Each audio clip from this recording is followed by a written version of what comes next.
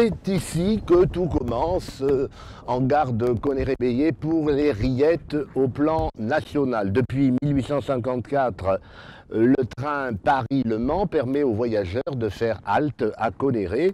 La halte de Conneré est une gare obligée puisque la traction à vapeur exige qu'on fasse de l'eau pour la locomotive. Donc les voyageurs montent, descendent du train, on fait son petit marché, on va s'y restaurer un peu.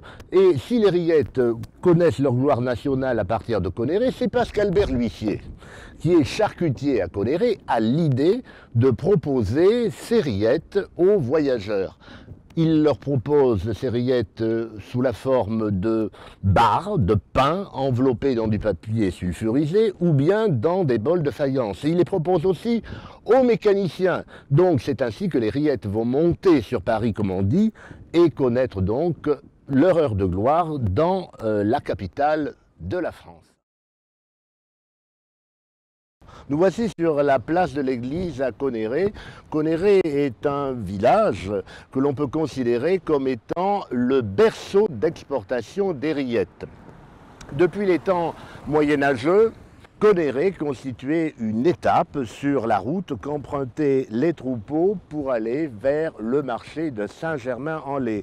Et cette halte était importante, si importante d'ailleurs que s'y développa un marché aux bestiaux et donc un marché aux porcs.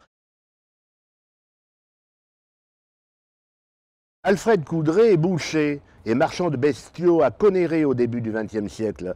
C'est lui qui fournit en porc la charcuterie d'Albert L'Huissier.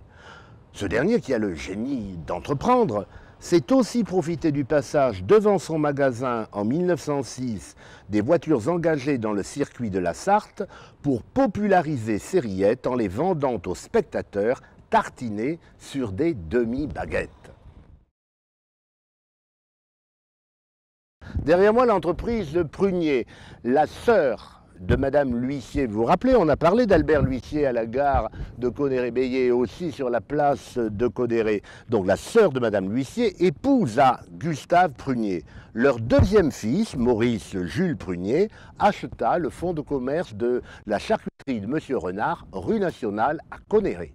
C'est donc à ces familles, liées par les mariages et aussi par le savoir-faire, que l'on doit le développement du prestige des rillettes et leur expansion économique.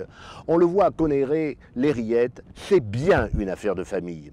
Alors, retrouvez toutes ces anecdotes et bien d'autres encore aussi dans le livre « Histoire gourmande des rillettes d'hier à demain » paru aux éditions Libra Diffusion.